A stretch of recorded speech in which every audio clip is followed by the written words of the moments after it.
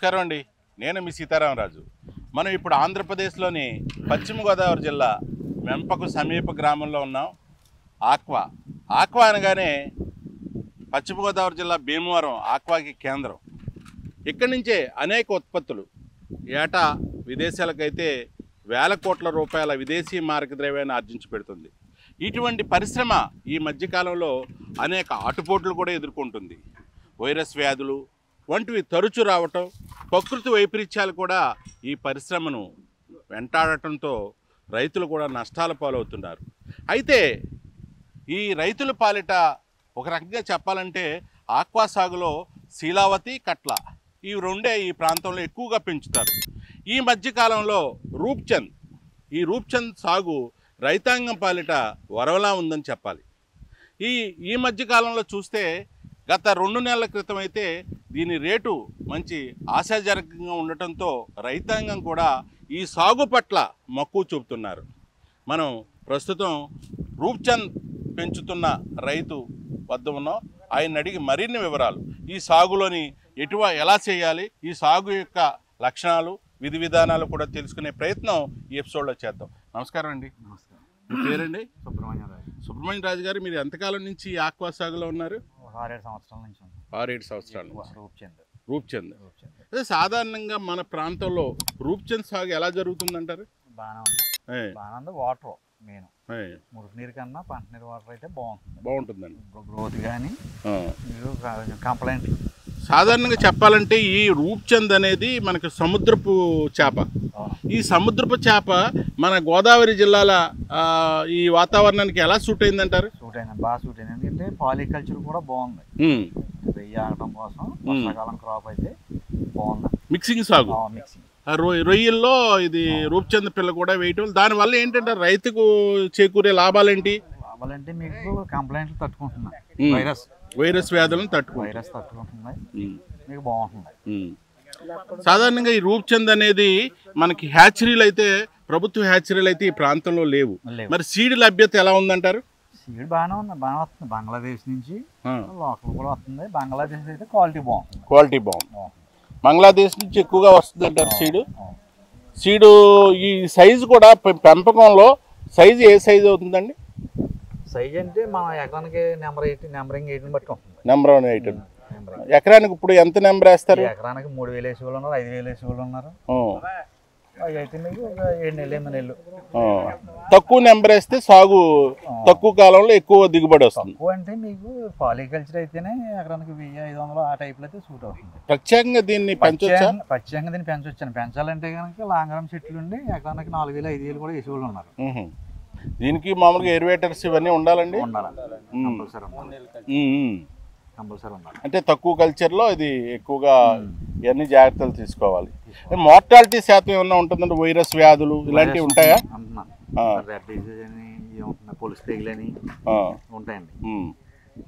అయితే ప్రస్తుతం అయితే మీకు ఈ దిగుబడి కానీ సాగు కానీ మన గోదావరి జిల్లాలో బాగుందంటారా? బాగానే ఉంది. అంటే మార్కెట్ని బట్టి ఒక్కొక్కసారి బాగా రేట్ డౌన్ అయిపోతుంది. అటువంటిది ఎప్పుడు ఇబ్బంది అండి. నేను 100 పైనే ఉండాలి. ఇది మనకైతే 130-135 కూడా అమ్మింది, మళ్ళీ డౌన్ అయింది. అదేలేండి. ఈ చేప అన్నది ఎలా అంటే అప్ అండ్ డౌన్ మార్కెట్లే. మార్కెట్ బాగుంది అనుకోండి, బాగుంటుంది. ఈ మధ్యకాలంలో రేట్ అయితే బాగుంది. 100 రూపాయలు తక్కువ అమ్మింది అనుకోండి, మార్కెట్ గిట్టుబాటు కాదంటారు? అవునండి. ఎందుకంటే పిల్లట్లు అన్ని పెరిగిపోయినాయి. ఇదివరకు వేరు లీజులు పెరిగిపోవటం, మేత ఫీడు ఇవన్నీ ఎక్కువైనాయి. దానివల్ల మిగలదు. మనకి ఫీడింగ్ కూడా బాగా తీసుకుంటుందండి. ఫీడింగ్ బాగా తీసుకుంటుంది. అయితే ఇప్పుడు ఈ ఏదైతే రూప్చంద్ ఉందో, రూప్చంద్ లోకల్ మార్కెట్ ఉందా? రూప్చంద్కి ఉందండి. లోకల్ ఉంది. లోకల్ కూడా బాగా వెళ్తుంది. లోకల్ వెళ్తుంది. ఎక్స్పోర్ట్ వెళ్తుంది. ఎక్స్పోర్ట్ కూడా. ఎక్కువ ఏ సైజ్ అయితే ఇది బాగా ఇష్టపడతారంటారు మన నాన్ వెజ్ ప్రియులు? కేజీ 1200 ఆ టైప్ అయితే కొంచెం బాగుంటుంది మార్కెట్. అంటే మార్కెట్ అంటే పట్టుకెళ్ళాడు కొనుక్కున్నాడనే దేనికైనా బాగుంటుంది. ఇప్పుడు మీరు తీసే పిల్ల ఉంది కదా, ఎన్ని అంగుళాల సైజ్ అండి ఇది? 3 అంగుళాలు. 3 అంగుళాల సైజు కాడి నుంచి వేస్తారు, పట్టుకెళ్ళి వేస్తారు. దీనికి ఇక్కడి నుంచి వేరే ట్రాన్స్పోర్ట్ తీసుకెళ్లాలంటే ఎయిర్వేషన్ అది పెట్టి తీసుకెళ్తారండి. ట్రక్కుల్లో పెట్టాలి. ఎంత దూరమైనా తరలించవచ్చా? అందులోనే పట్టుకెళ్ళచ్చు. మధ్య మధ్యలో ఆక్సిజన్ పెట్టుకోవాలేమో. మధ్యలో అసలు ఫస్ట్ మనం ఫిల్టరేషన్ నుంచి గ్యాస్ ఉండవలసింది, ఆక్సిజన్ ఉండవలసింది. అలా ఇప్పుడు సాధారణంగా రొయ్య వచ్చేటప్పటికి మనకి మినరల్స్ అని, ప్లాంటేషన్ అని ఇవన్నీ కూడా చెరువుకు మెయింటైన్ చేస్తారు. ఈ చేపకు కూడా అదే విధంగా మెయింటైన్ చేయాలా? దీనికైతే అవసరం లేదండి. తెల్ల చేపకి అయితే కానీ దీనికైతే ఓన్లీ ఫీడింగ్. ఇంకా ఫీడింగ్, వాటర్ బాగుండాలండి. వాటర్ కండిషన్ బాగుండాలి. అన్ని వాతావరణాలను తట్టుకుంటుందండి ఇది. డివో కంప్లైంట్ ఎక్కువ ఉంటున్నారు. డివో ఉంటుందండి. ఏరివేషన్ ఉంటే ఏముండదు. ఏరివేషన్ ఉండాలి.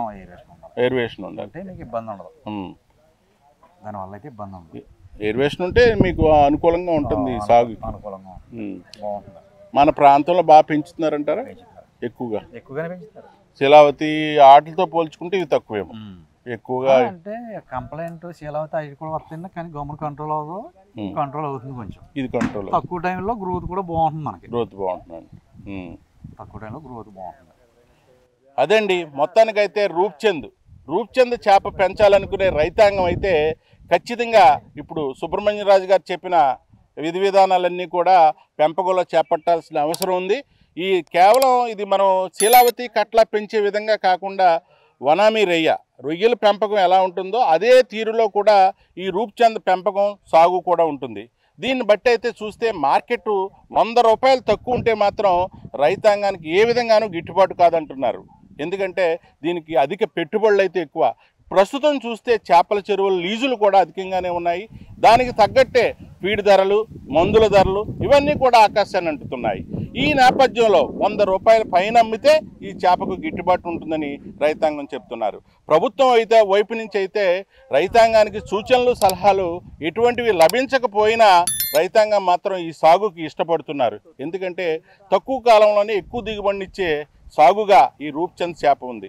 ఇది ఈనాటి ఎపిసోడ్. మరో ఎపిసోడ్తో మీ ముందుంటా. Please subscribe.